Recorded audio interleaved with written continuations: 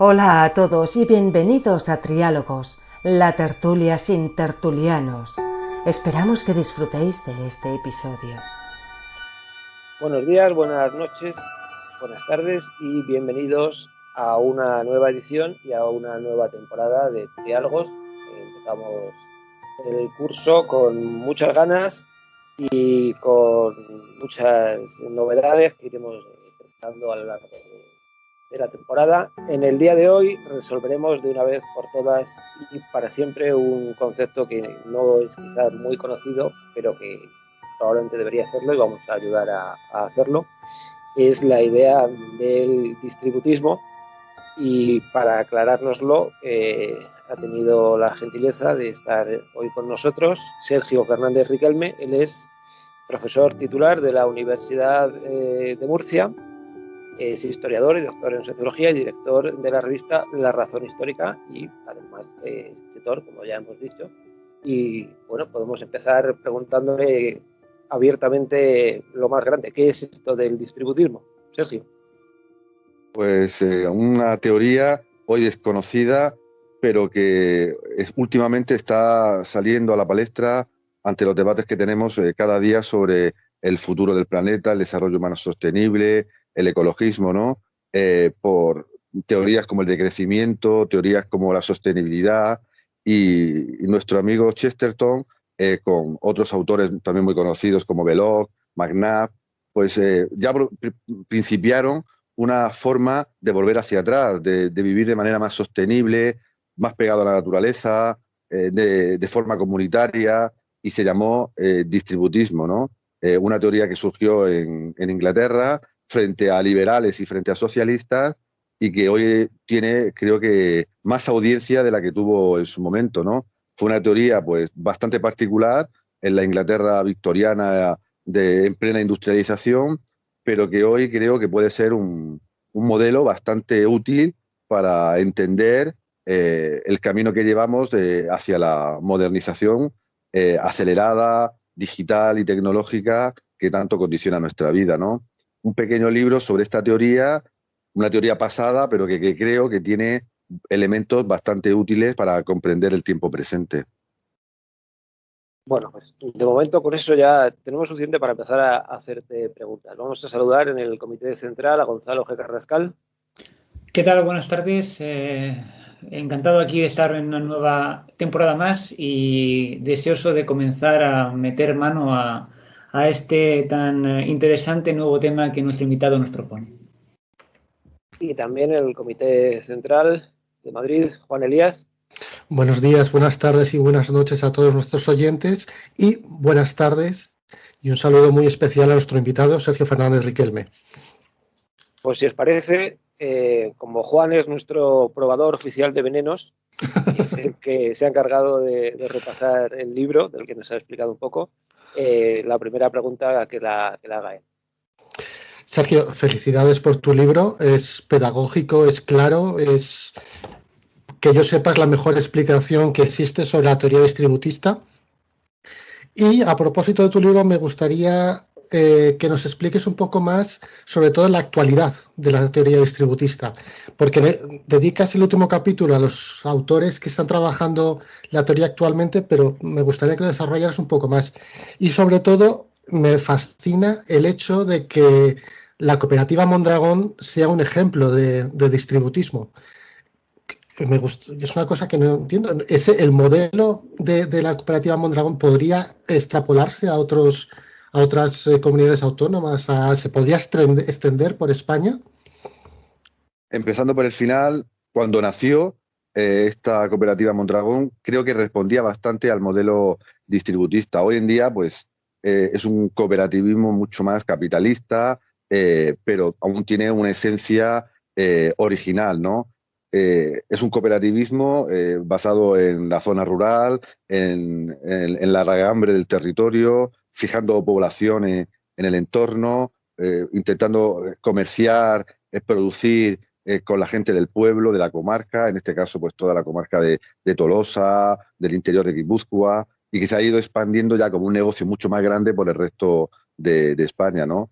Es una visión bastante interesante la que tú planteas, si este modelo bien más distributista o bien más capitalista podría implantarse en toda España o en muchas más partes del mundo, ¿no? El gran problema que tiene es que está triunfando ahora mismo la llamada economía colaborativa, ¿no? Que es un subproducto comunitario y que también se pretende cooperativista, pero en el fondo es una degradación, a mi juicio, de las condiciones del trabajo, ¿no? A través de la figura del autónomo, ¿no? Subcontratado, ¿no? No tiene nada que ver la economía que ahora se vende como colaborativa con la economía cooperativista originaria, ¿no? Entre la que se encuentra el distributismo. La actualidad del distributismo surge como reacción ante todo este modelo global de economía supuestamente colaborativa, pero en el fondo es una forma de subcontratación capitalista pura y dura, ¿no? Y muchos autores están volviendo a pensar que es necesario volver a una economía de escala, como diría Schumacher, ¿no? Lo pequeño es hermoso, una economía mucho más pequeña, más ligada al territorio, que vivir con menos, ¿no? Algo que parece una utopía, pero que hoy se están planteando en muchos foros de comunicación. Y la primera gran teoría en este sentido que lo planteó, aunque como he dicho al principio, de manera pequeña, localizada, fue el distributismo, ¿no? Tuvo poco éxito porque se le asoció bien a otra forma socialista de intervención en la economía, o bien los propios socialistas consideraron que era una forma, al hablar tanto del propietario, de edulcorar el capitalismo, ¿no? Fue incomprendida, ¿no? En este siglo XXI creo que el distributismo tiene una gran actualidad ligada a tesis, por ejemplo, como la del decrecimiento, ¿no? Vivir con menos, decrecer, pero a veces estas teorías pueden caer un poco en la utopía, ¿no? Porque si conocemos a el sistema actual y los modos de vida que todos compartimos, vivir con menos parece casi una utopía o para algún autor una ucronía si lo ligamos, por ejemplo, a la base fundamental del distributismo que es el magisterio social de la Iglesia, ¿no? Pero creo que es una teoría que, pese a ciertas lagunas de su tiempo o ciertos problemas de encaje con las dinámicas actuales del sistema capitalista, sirve como reflexión para saber si hay alternativas locales y modestas para vivir, como diría Chesterton, con 3 acres y una vaca. Podemos vivir ligados de nuevo a la tierra, podemos vivir ligados a pequeñas empresas, podemos vivir recuperando la figura del gremio, podemos vivir con menos, en suma. Son las preguntas, los interrogantes que plantea el distributismo a día de hoy, que yo intento recoger modestamente en mi libro. Gonzalo, ¿quieres preguntar tú? Bueno, yo le preguntaría, en ese nuevo paradigma, ¿cuál sería la relación laboral entre el sujeto y la empresa y en qué medida se dignificaría su condición dentro de este orden? Esa fue la laguna que tuvo el distributismo, ¿no? Que fue más un planteamiento ético, moral, incluso religioso, que una organización de la economía de manera planificada, ¿no? Se crearon muy pocas guildas. Las guildas eran las cooperativas soñadas por los distributistas, ¿no?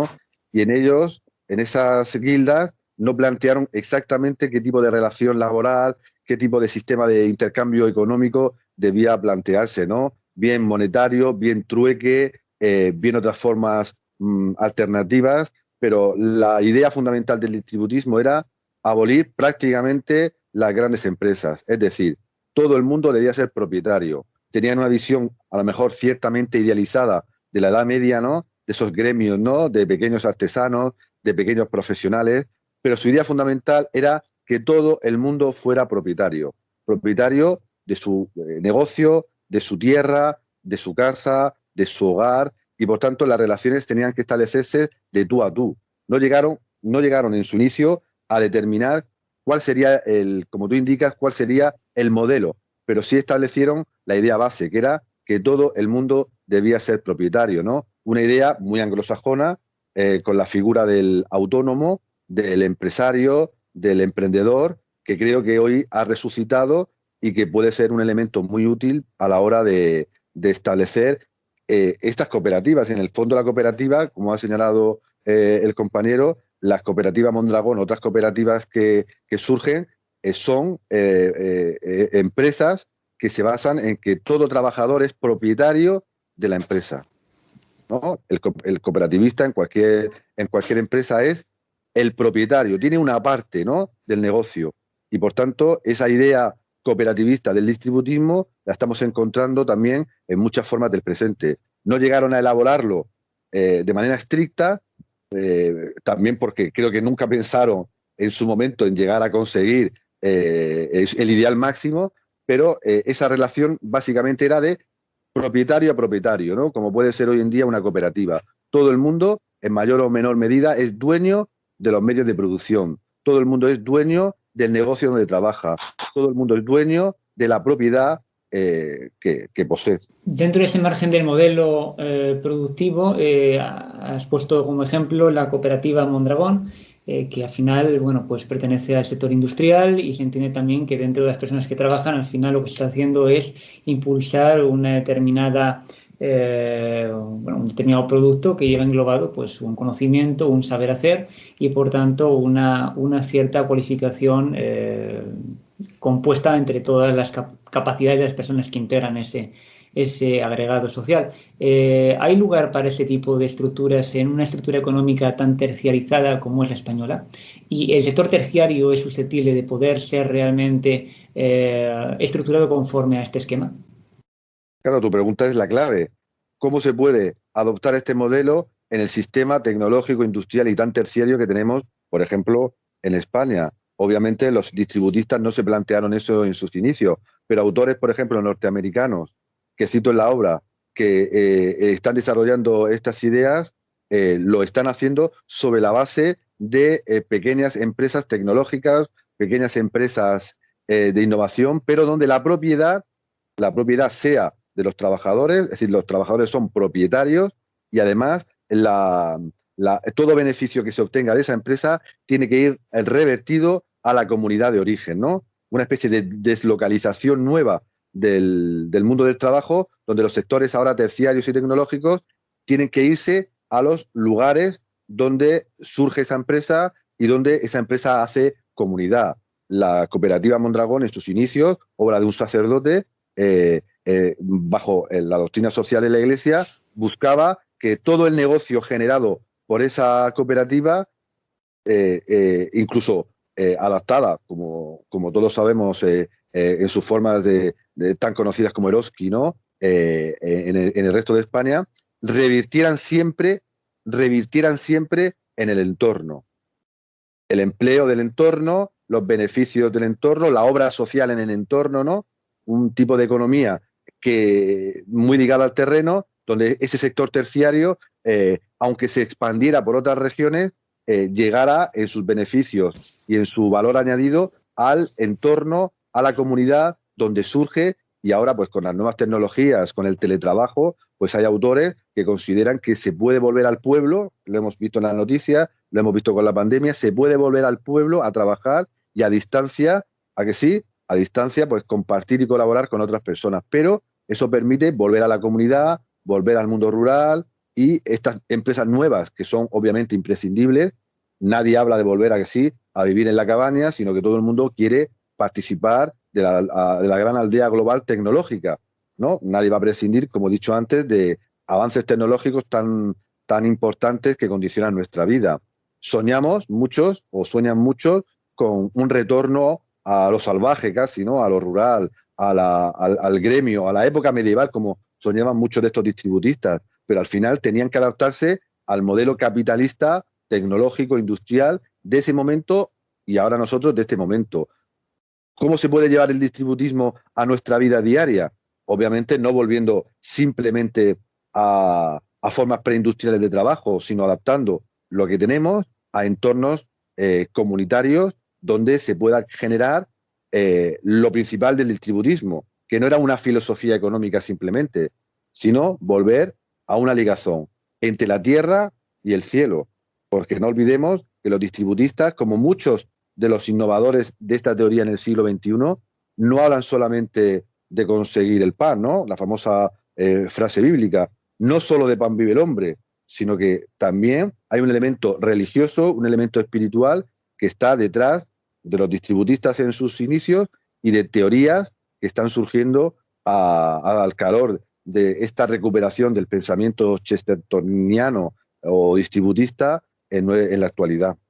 Sí, yo recuerdo haber tenido que hacer un reportaje hace ya muchísimos años sobre la cooperativa Mondragón.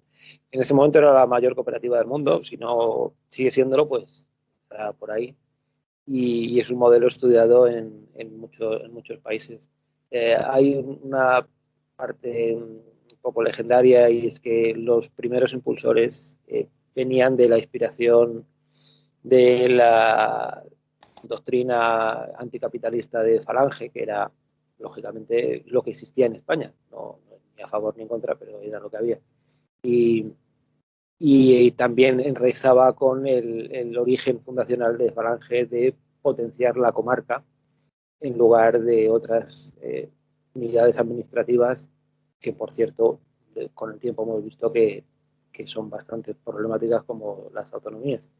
En ese sentido, se entendía que donde se desarrolla la vida humana es en un ámbito que se corresponde aproximadamente a lo que es una comarca, y el ejemplo de la cooperativa Mondragón es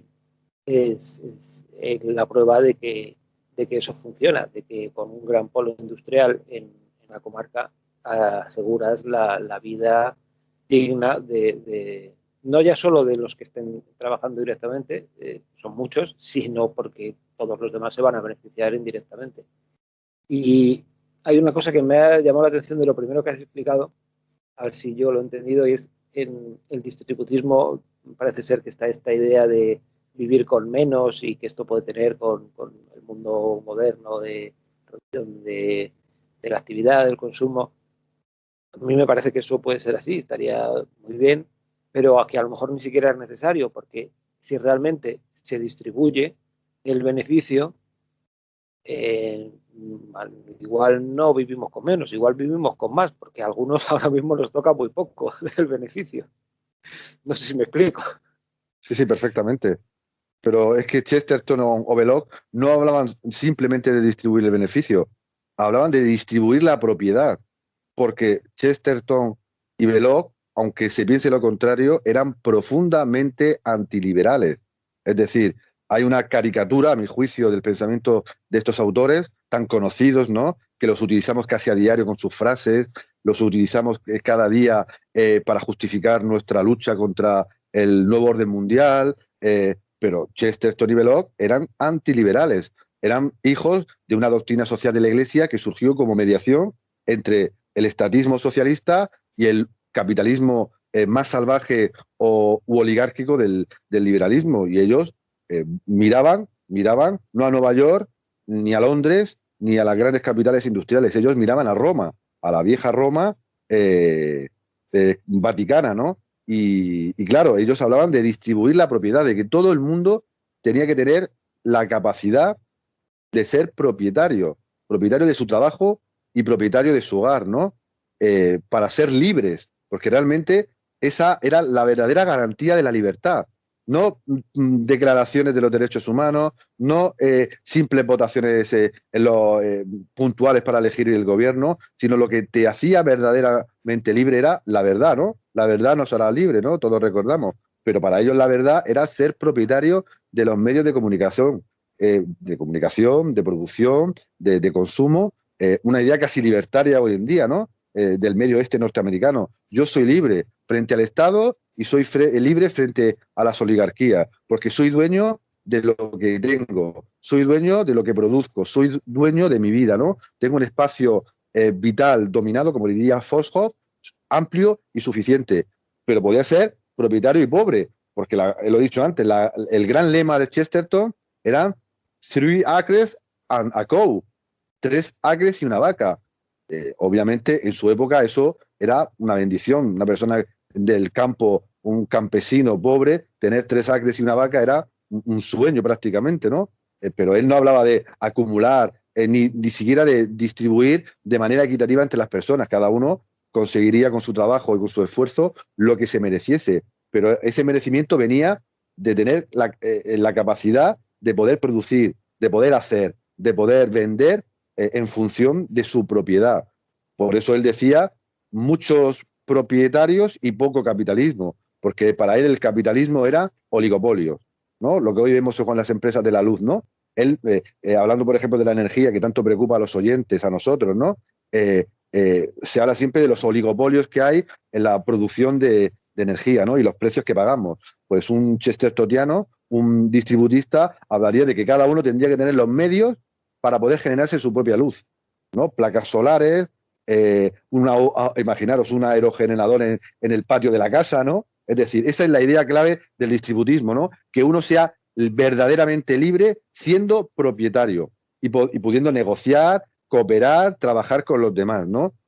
Por eso creo que no se ha entendido lo suficientemente bien a Chesterton, a Belloc, a McNabb, a los primeros distributistas, porque no eran ni de los unos ni de los otros, ¿no? No eran ni falangistas estatistas, como has dicho tú, ni falangistas sociales. Eran una vía intermedia que era muy difícil de sostener en el siglo XX, porque si todos recordamos, el siglo XX acabó con esa gran confrontación en la Guerra Fría entre comunistas soviéticos y occidentales pro-norteamericanos, ¿no? Y parecía que cualquier vía intermedia era ser, a que sí, enemigo de los unos o enemigo de los otros.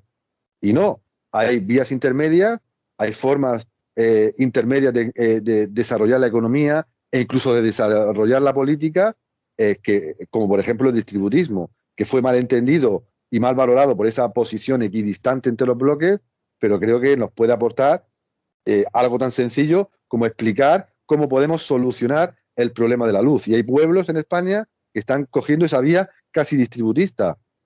Son independientes de los grandes oligopolios capitalistas, porque son capaces de generar su propia energía. Y eso no significa que sean ni de izquierdas ni de derechas, sino que están al servicio de esa población. En este caso, en España, los casos que conocemos son de población rural. Sí, sobre esto que comentas de la población rural, también podría ser un buen ejemplo cómo en los lugares en los que se consiguió a partir de los 60, 70 y en adelante fijar la población y son bastante prósperos, y es el sur de Castilla comparado con el norte de Castilla. En el sur de Castilla se desarrollaron unas grandes cooperativas agrarias, se produjo un cambio total en los cultivos y ahora es prácticamente un monocultivo de vid, el mayor productor del mundo de vino en cuanto a una sola acción. Y no sé si ese sería un buen ejemplo de distributismo. Son pueblos en los que la gente sigue viviendo y sus hijos pueden vivir porque son pequeños propietarios asociados a varias cooperativas que hay en cada pueblo. Exactamente, es el ideal. Como todo en la vida, las etiquetas, las palabras grandes, pues al final luego en la práctica pues no tienen mucha realidad, ¿no? Es el Estado, pues el Estado está condicionado por el mercado. El mercado está condicionado por el Estado. Y el distributismo, como es obvio, como otras ideologías, como otras propuestas, pues tiene que pasar siempre la prueba de la realidad. No la pasó en su momento, ¿no? Pero ha quedado como una idea que puede servir para pequeñas iniciativas, para pequeñas luchas, para pequeñas alternativas. Y en este caso, porque creo que es de sentido común, ¿no?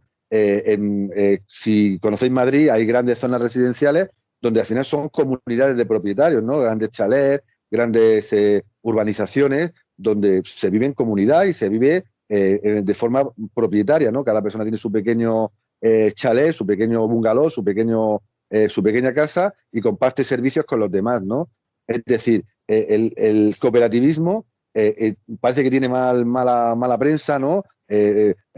Por ser una forma de socialismo, y no. El cooperativismo es una forma comunitaria de organización de la vida, ¿no? Es que no responde ni a etiquetas antiguas de izquierda ni de derecha, sino que surge para responder a necesidades que tienen las personas, ¿no? Y el distributismo, esa era su idea, responder a una necesidad que veían en la Inglaterra de finales del siglo XIX y principios del siglo XX, que era la cantidad de obreros que había fabriles sin propiedad, la gran cantidad de campesinos que había sin propiedad, que se la quedaba el Estado, y lo vimos en la expresión más brutal durante la época soviética o actualmente en la China ya no comunista, sino comunista capitalista, ¿no? Pero vimos cómo el Estado se quedaba con la propiedad. O en muchos países capitalistas, las grandes multinacionales se quedaban con la propiedad de los pequeños empresarios, de los pequeños propietarios, de las pequeñas comunidades. Conocemos todos el desastre que se produjo en España cuando llegó el liberalismo formal u oficial a nuestro país con las desamortizaciones, que provocaron un caos tremendo a nivel medioambiental, a nivel social, quitándole la propiedad no a la Iglesia, porque siempre se ha vendido que las desamortizaciones españolas del siglo XIX iban contra la Iglesia, sino que fueron realmente contra los pequeños pueblos, que tenían los montes comunes, las aguas comunes, los pastos comunes y muchos servicios comunes, ¿no? Por tanto, a la hora de estudiar el distributismo hay que quitar etiquetas como sobre cualquier ideología y ver lo que tiene de realidad y lo que puede aportar a nuestra sociedad en el siglo XXI. Y realmente es otra idea cooperativista muy útil, muy valiosa, pero siempre con una raigambre espiritual que no tiene el cooperativismo puro y duro. Juan.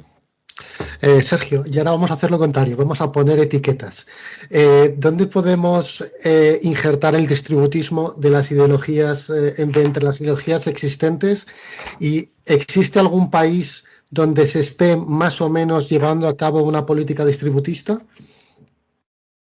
El distributismo es católico, y sé que es una palabra casi maldita en ciencias sociales, en ciencias políticas. Era una doctrina, un pensamiento, un proyecto católico. Y eso, pues, obviamente, imaginaros en la Inglaterra anglicana, ¿no? La Inglaterra anglicana, donde los católicos eran perseguidos o ninguneados, ¿no?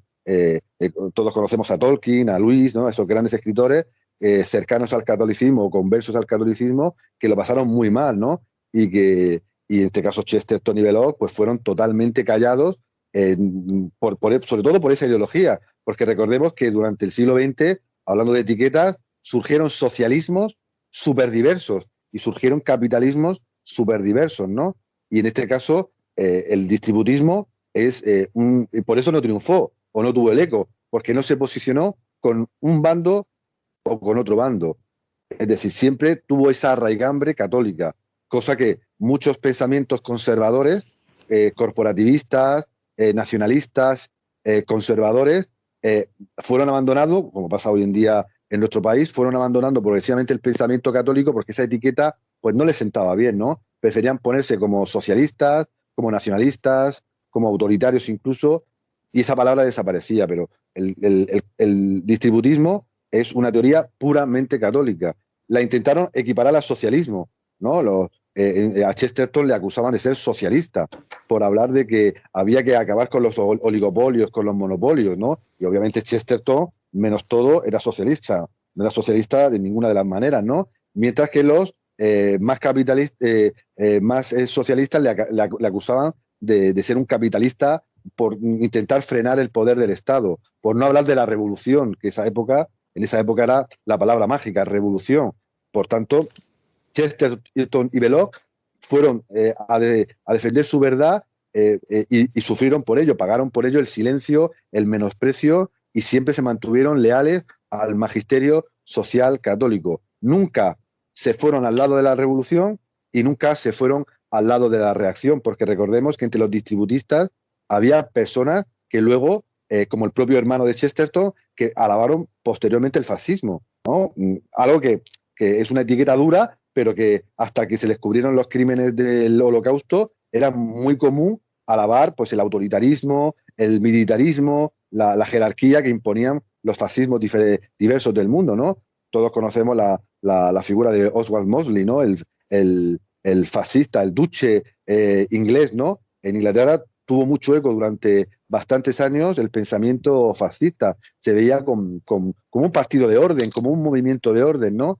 Pero Chesterton y Belloc nunca se fueron a ese lado, ni tampoco se fueron al lado de los revolucionarios que posteriormente alabaron la revolución de octubre en Rusia y sus sucedáneos en Hungría o en Finlandia. Ellos se mantuvieron, y parece casi imposible, ¿no? En el día de hoy se mantuvieron siempre fieles a la idea del magisterio social católico. Y creo que por eso pues, tuvieron el poco eco que han tenido. Hoy en día existen muchas cooperativas de tipo cristiano, católico, pero es paradójico, ha tenido más éxito este modelo en los países luteranos, protestantes, que en los propios países católicos.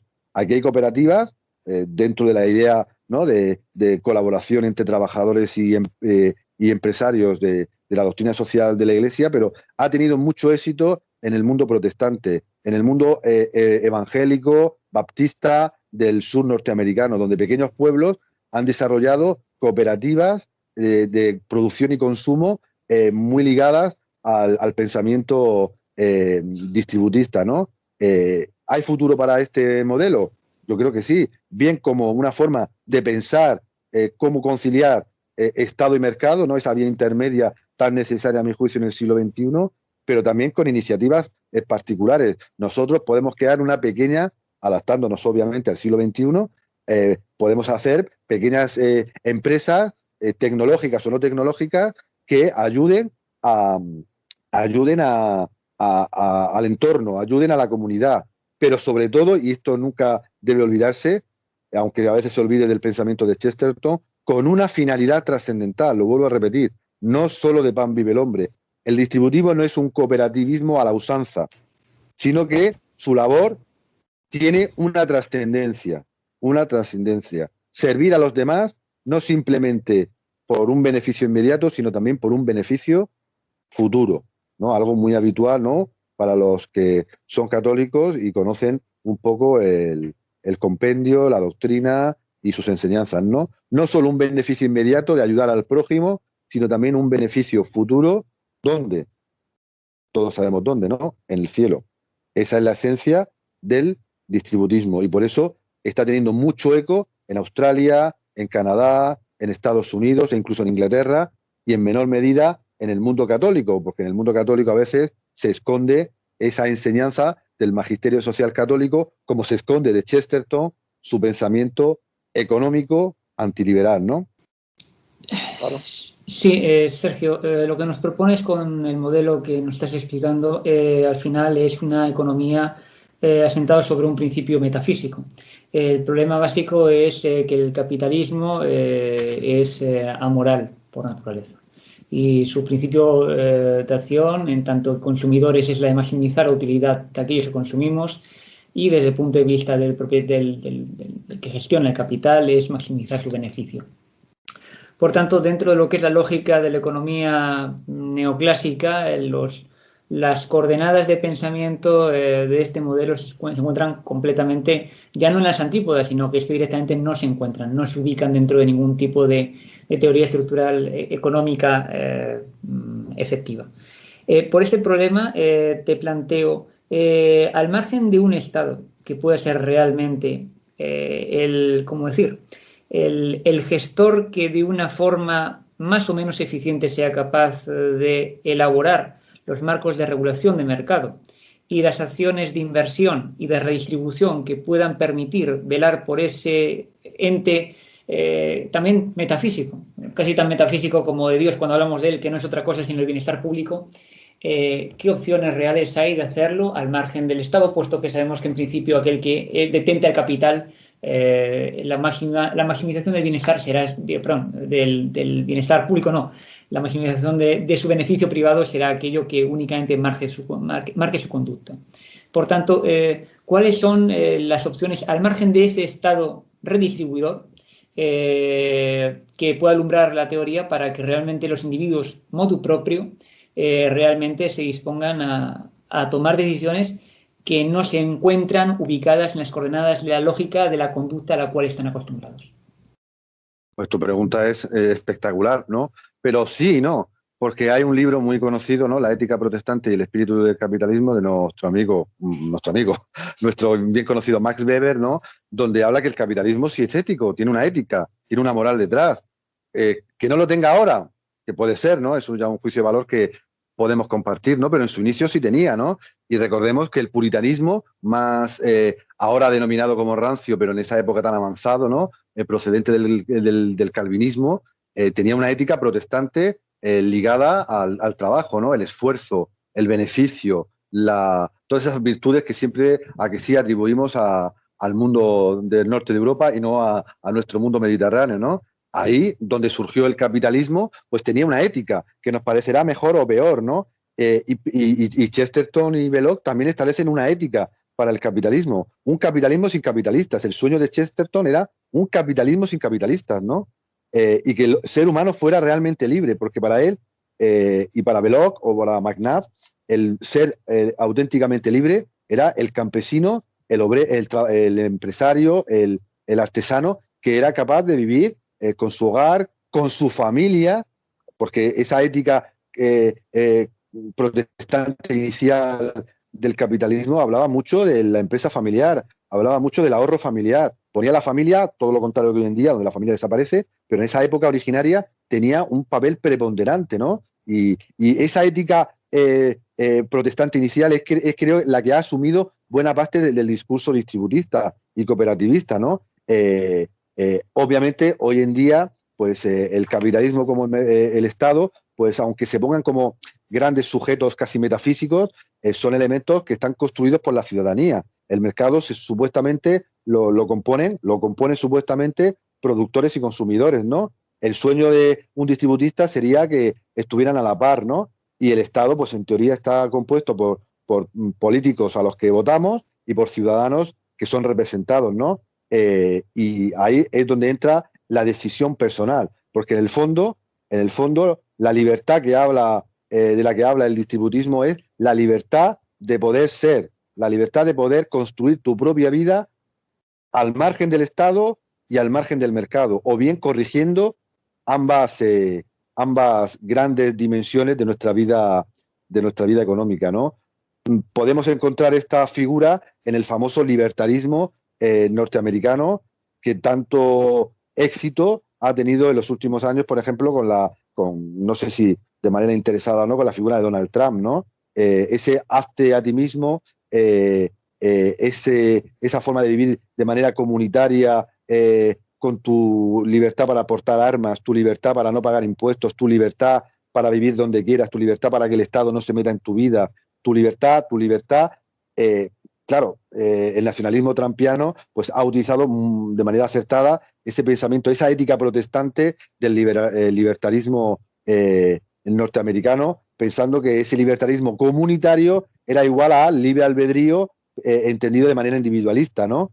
Y por tanto creo que la oportunidad del distributismo es recuperar la figura central del ser humano, obviamente no como un modelo aplicable al 100%, sino como una filosofía pues para orientar iniciativas, para orientar empresas, para orientar incluso decisiones del Estado, ¿no?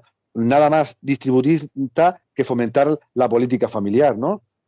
Tenemos el ejemplo de Hungría. Hungría, un país vilipendiado y que en España en general es considerado como la quinta esencia del mal, pues Hungría está desarrollando bajo el gobierno de Víctor Orbán una serie de políticas profamiliares, pero no solamente centradas en la propaganda, ¿no?, de tal valor familiar, sino con ayudas directas para que las familias puedan tener más hijos, para que las familias puedan comprarse un piso, propiedad, o para que las familias puedan montar un negocio, propiedad, ¿no?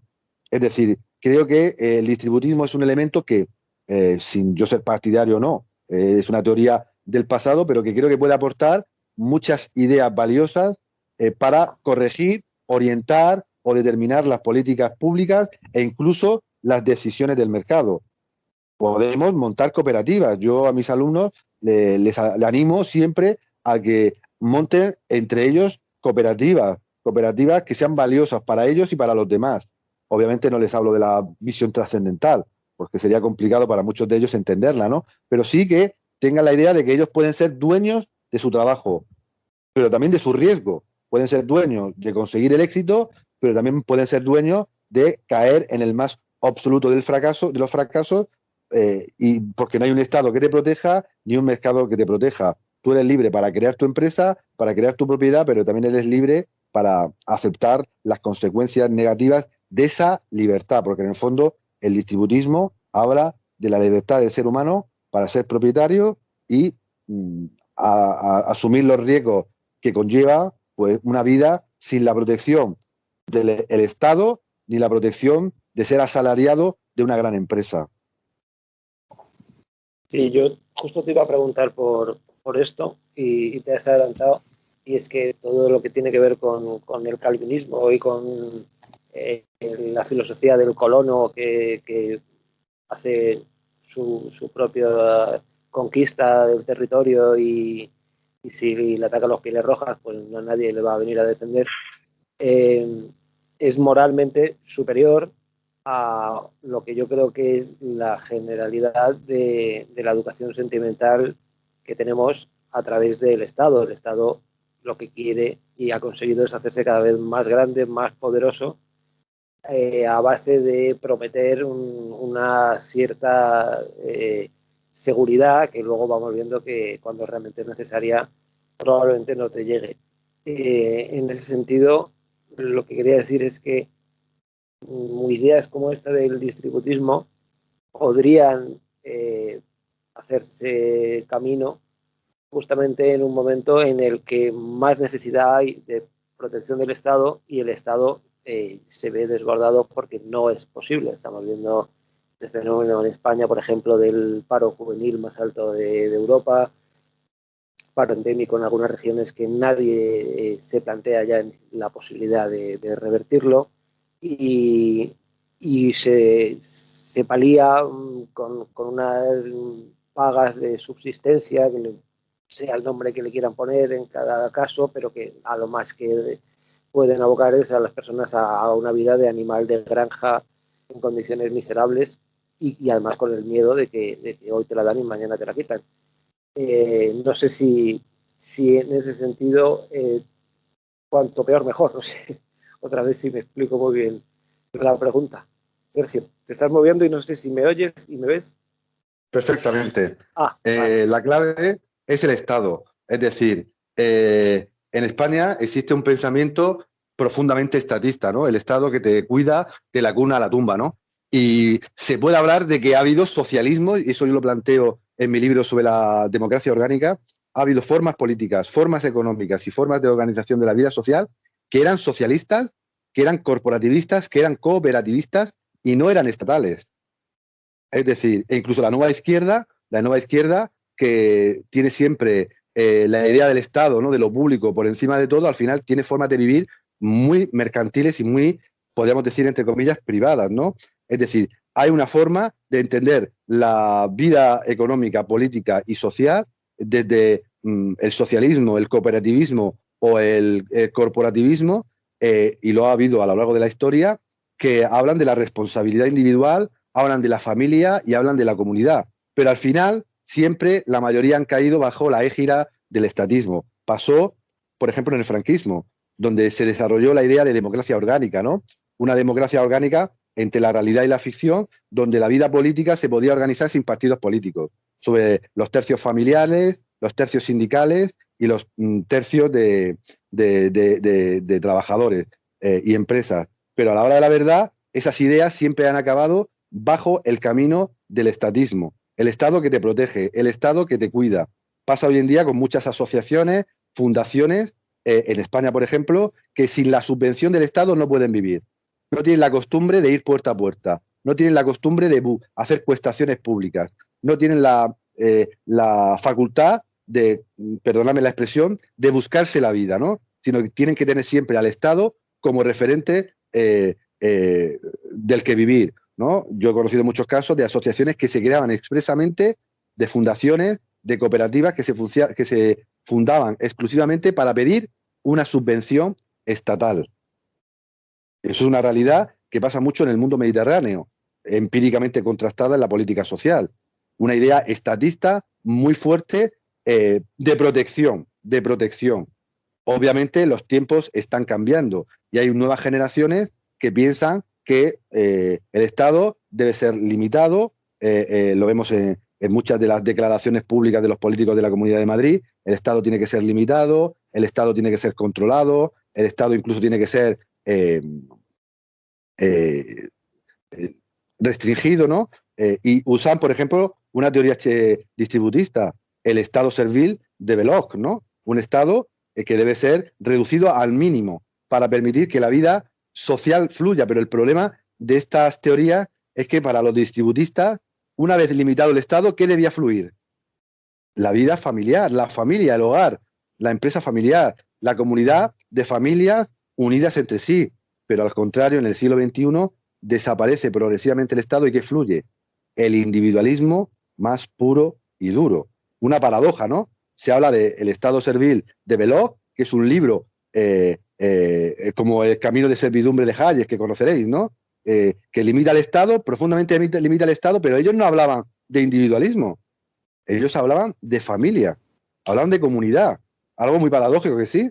Ellos hablaban de que el Estado debía reducirse, pero claro, ¿en beneficio de quién? De familias numerosas, de familias extensas, de familias propietarias, pero ha pasado todo lo contrario. El Estado se reduce o se queda como un protector o un salvavidas, ¿y qué surge? El individualismo más puro y más duro, que se traduce en términos prácticos en las materias que yo trabajo, la política social, en un descenso brutal de la natalidad. No se crean familias, no se casa la gente, no tienen hijos y, por tanto, vamos hacia un individualismo que, obviamente, rompe con todas esas teorías de minimización del Estado de la que hablaba, por ejemplo, Belloc. Su Estado servil, yo lo he visto como alumno, para muchos profesores liberales o ultraliberales, era un libro de cabecera.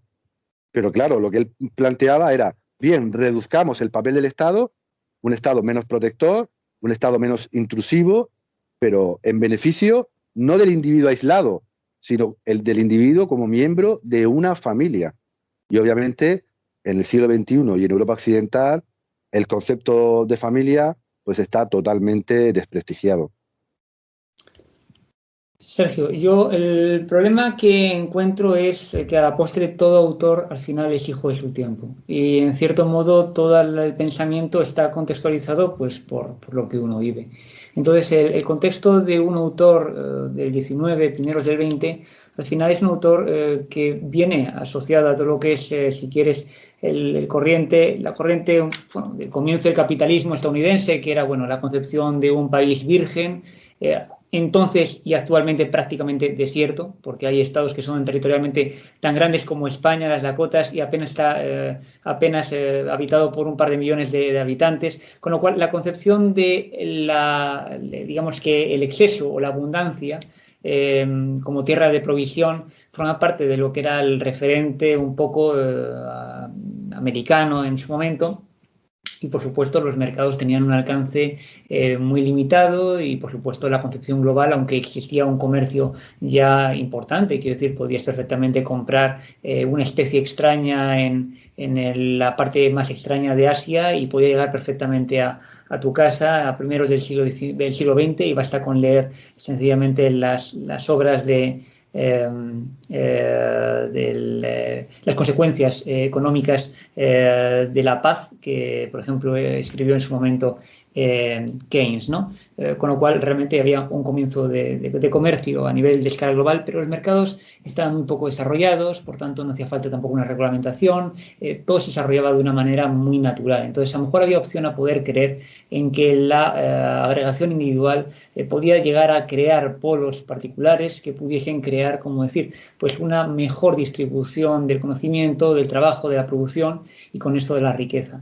El problema que yo te planteo es, a día de hoy, tal y como están definidas los mercados, los capitales, las grandes acumulaciones de poder de los oligarcas en los principales medios productores, ¿qué margen hay realmente a poder hacer ningún tipo de maniobra reedificante del individuo y de la familia al margen del parapeto que representa el Estado?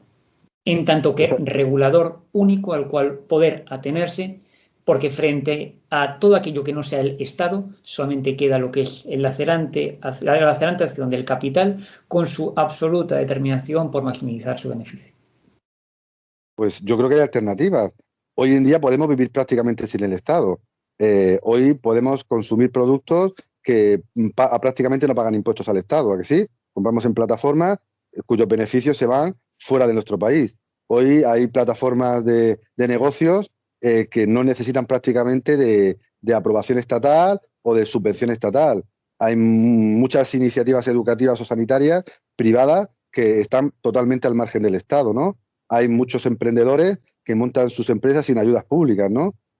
Hay muchas alternativas. Hay, a nivel grupal, comunidades que se están organizando para, como he dicho antes, obtener energía, obtener recursos, crear mejores condiciones para sus habitantes, ¿no? Porque el Estado, creo, que está tan hipertrofiado que está dejando paso a iniciativas que están al margen o, sí, directamente al margen de la propia regulación estatal. Hemos tenido el famoso caso de Uber, ¿no? Uber fue una plataforma que surgió supuestamente como economía colaborativa, pero que en el fondo está al margen y supera a su competidor regulado por el Estado, que es el taxi convencional, ¿no?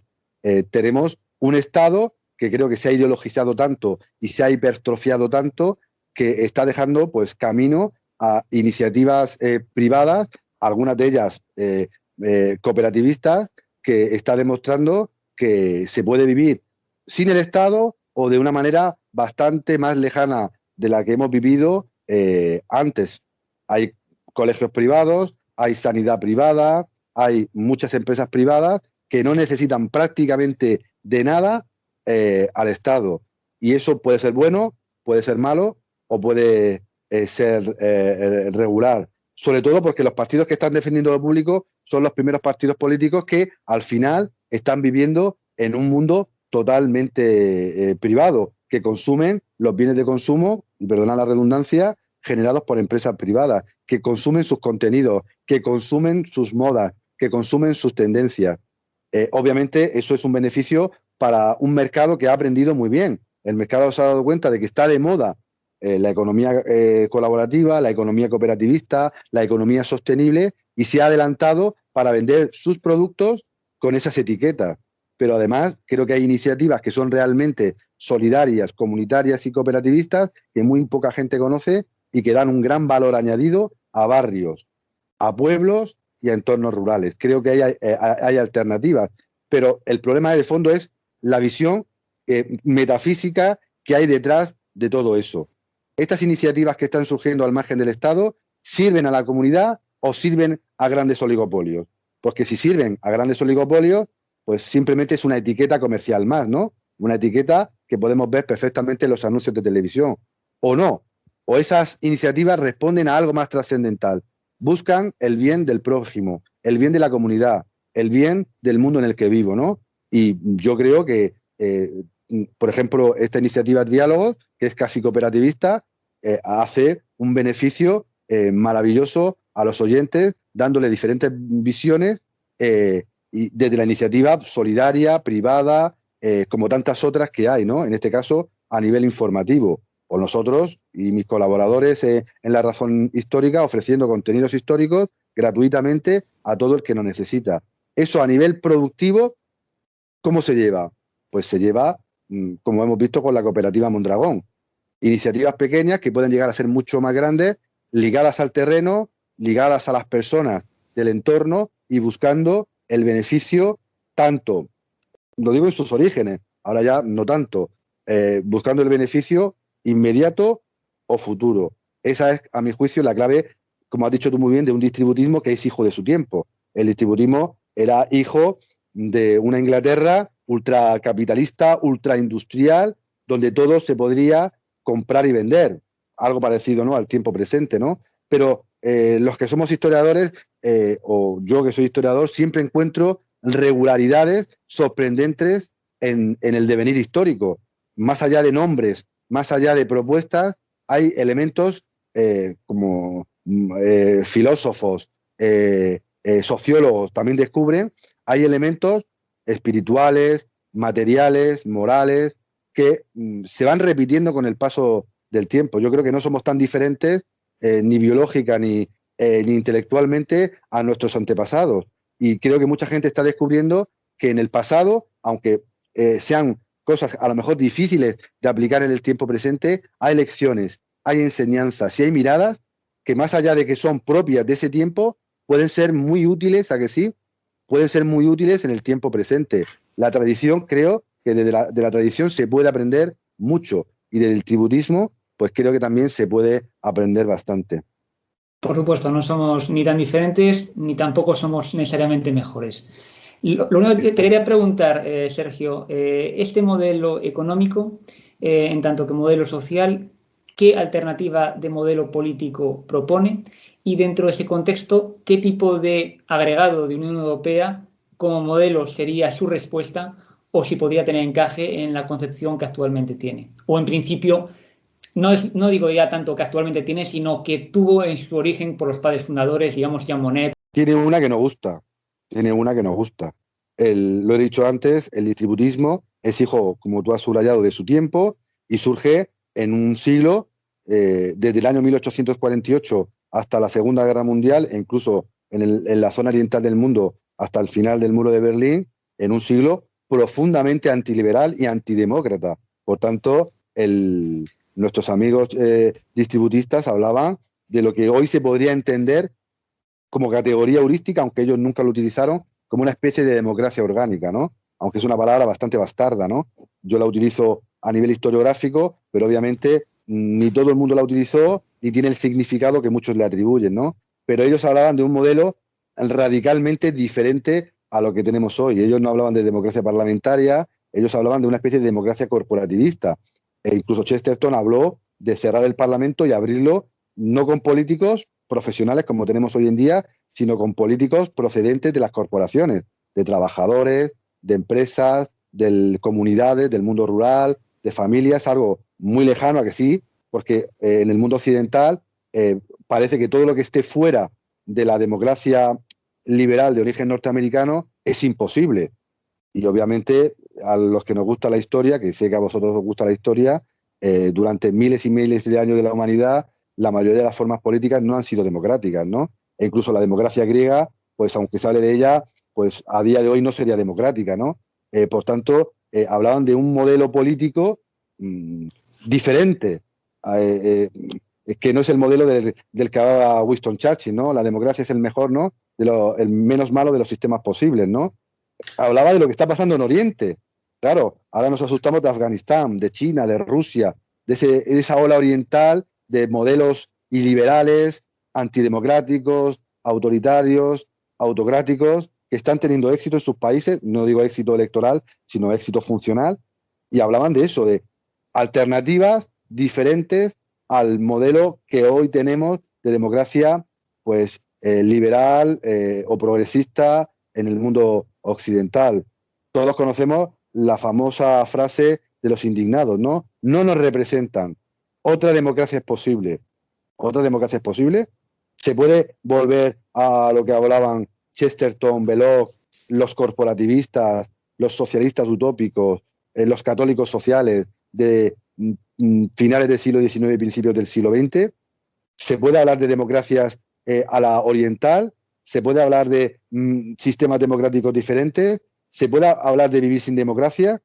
Ellos hablaban de una época donde todo eso se podía hablar, una época trágica, ¿no? Que culminó con las dos guerras mundiales, pero para el historiador esa es una época, yo creo que es de las épocas más fascinantes de la historia de la humanidad, porque en el interbellum se hablaba de todo, se hablaban de cosas que hoy en día sería imposible de hablar, se hablaban de democracias orgánicas, democracias funcionales, democracias corporativistas, democracias restringidas, democracias nacionalistas, de estados fascistas, comunistas, corporativistas. Buah, se hablaba, era el tiempo de la modernidad, donde se hablaba de todo, y Chesterton y Belloc hablaban de su propio tipo de, ¿no? Como era lógico, como era su tiempo histórico, donde todo se podían ucronías y se podían utopías, e incluso distopías, ¿no? Como Orwell, ¿no? En 1984, una de las distopías, ya sabemos, más duras y a veces casi más acertadas, ¿no? Se hablaba de todo. Hoy en día, como hacía Chesterton, aunque en silencio, porque un católico distributista en Inglaterra tenía menos éxito que... Pero hoy en día podríamos hablar de otras formas políticas posibles, bien democráticas o bien pseudodemocráticas, antidemocráticas, etcétera, etcétera. Se podían volver a leer autores clásicos que tuvieron enorme importancia en esa época. ¿Se podría? Eso sería libertad, ¿no? ¿O no? O la democracia liberal es el fin de los tiempos, el fin de la historia, como decía Francis Fukuyama. ¿Se acabó? ¿Ya no se puede hablar de nada más? Los chinos lo hablan, los rusos lo hablan, hasta los talibanes lo hablan. Y en Europa Oriental, pues tenemos experiencias que son democráticas, pero para nosotros, los europeos occidentales, no son democráticas. Polonia no es democrática, Hungría no es democrática, Eslovenia no es democrática, Italia, si gana Fratelli d'Italia, no será democrática. Es decir, se puede hablar de formas antiguas de organización de la polis, de la vida política, pasadas, presentes y futuras. Eso sería libertad, ¿no? Claro, pero es meterse, a que sí, en lo que se metieron pues Chesterton y Belloc. Pero ellos en su época tenían la libertad, aunque poca, para elucubrar pues una organización política corporativista. Hoy en día podríamos hablar de formas políticas alternativas, correctoras u opuestas directamente al modelo que tenemos vigente, para unos de la mejor democracia posible, para otros de simple partitocracia. Bueno, a eso estamos nosotros. Aquí con nuestra millonaria audiencia se puede hablar de todo. A mí me interesa mucho todo lo que tiene que ver con la familia, a lo mejor porque he nacido en una, tengo otra y no conozco ninguna forma de organización natural que se pueda permitir prescindir de la familia. De hecho, creo que si por algo se podrá conocer nuestra época en el futuro, es justamente porque es la única época de la historia. De hecho, no tiene nombre. Bueno, vosotros en la universidad podéis buscarle nombre, pero lo que nos define es un lugar y una época del mundo contra la familia, y que además se pretende eludir como si fuera algo prescindible, como si te pudieras quitar el hígado o el corazón. Eso, en mi opinión, está claro que solo lleva a la catástrofe absoluta y a la destrucción primero de la sociedad, luego de la nación, y a ser repuestos por personas más sanas mentalmente y que sí tienen esos mínimos de verdadera civilización, que consisten en nacer, crecer, reproducirse y morir. Y en este caso lo estamos viendo con la sustitución de los europeos por los africanos y los sudamericanos, y cada vez más los asiáticos. Es algo que está en la propia naturaleza y que cualquiera que intente eludirlo, lo único que puede hacer es lo que en este momento también hace esta época, que tiene este nombre de democracia o Unión Europea, que es convertirse en una religión y en un dogma de fe que no es discutible. No se puede discutir en lo que estamos. Simplemente se acepta porque ha cuajado y no te puedes salir de ello. Sin embargo, está programado primero para acumular infinitas cantidades de dinero y de poder cada vez en menos manos, y para convertir en ganado sumiso y totalmente desconcertado a las personas que ya ni siquiera van a tener familia, o si la van a tener va a ser una familia tan peculiar, con tantos cambios dentro de su estructura y desarrollo, que has tenido 6 padres, 5 madres, en fin, como lo quieras llamar. A lo que voy,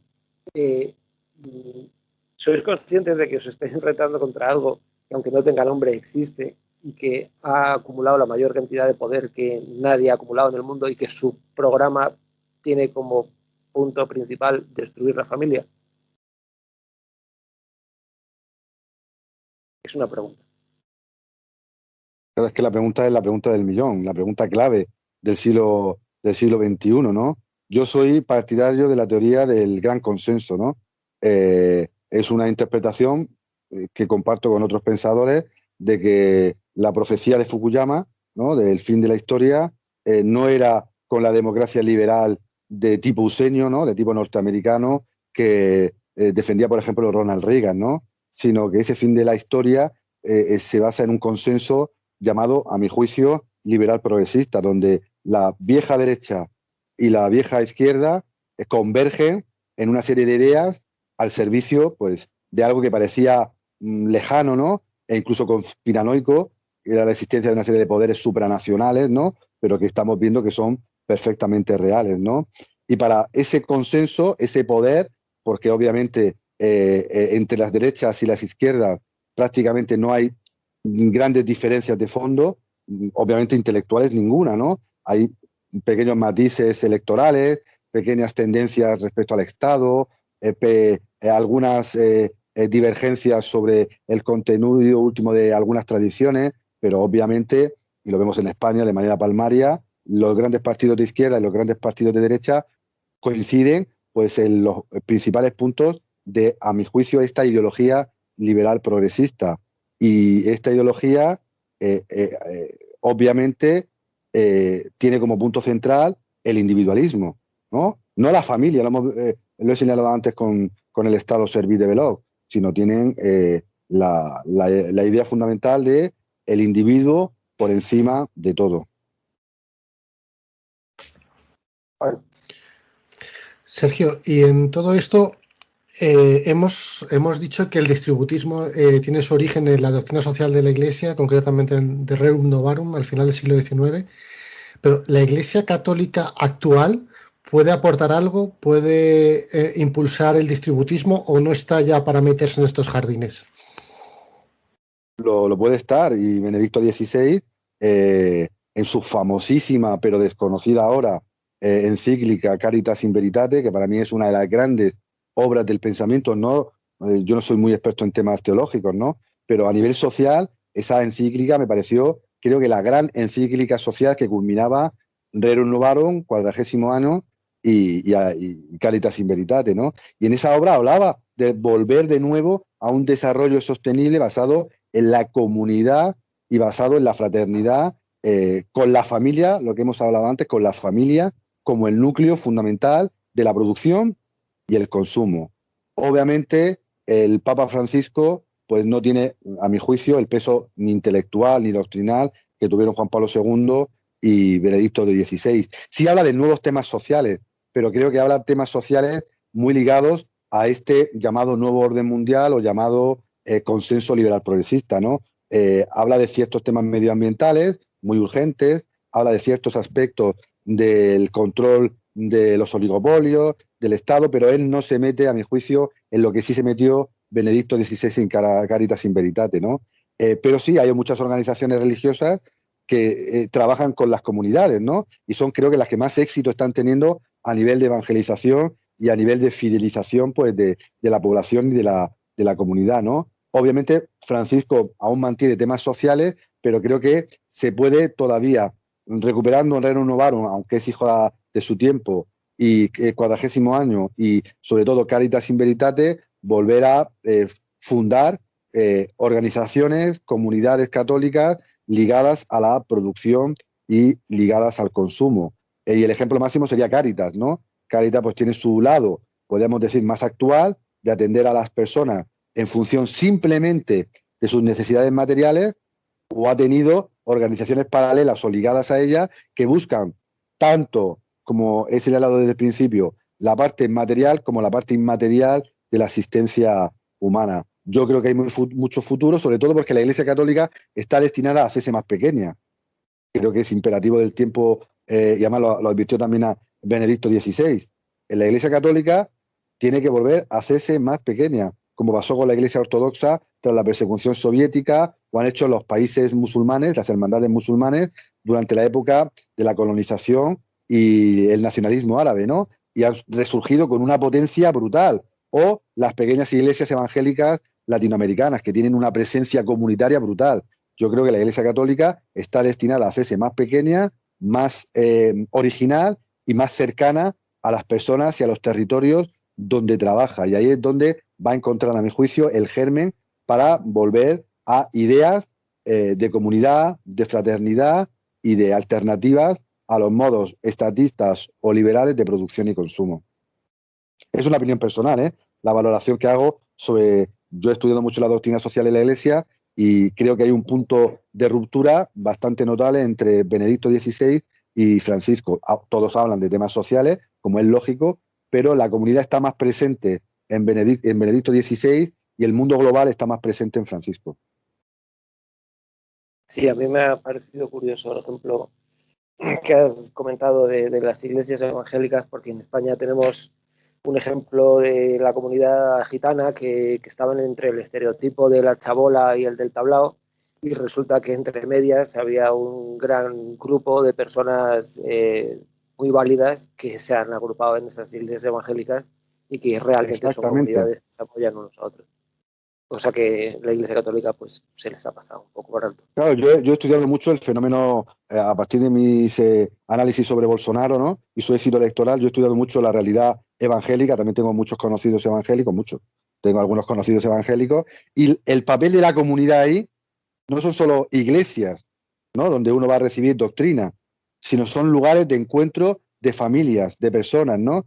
Y eso les ha dado un poder y son capaces de crear comunidades en lugares donde nosotros no podíamos imaginarlo. Pequeños locales, locales comerciales, polígonos industriales, ¿no? Esa idea de comunidad que a cada uno le podrá parecer mejor o peor, como todas las ideas que estamos trabajando aquí, pero el gran éxito de la explosión de las iglesias evangélicas, con sus errores o sus aciertos, ha sido el centrarse en la idea de comunidad.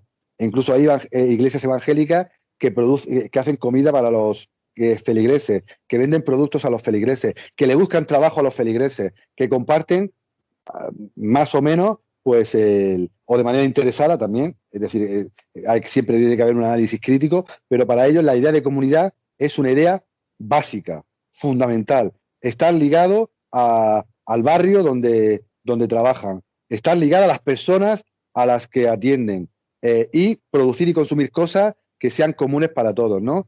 Lo harán mejor o peor, eso cada uno tendrá su valoración sobre estas nuevas iglesias neopentecostales, las asambleas de Dios, etcétera, etcétera, pero objetivamente están teniendo una difusión y una explosión tremenda, a mi juicio, por esa idea de comunidad.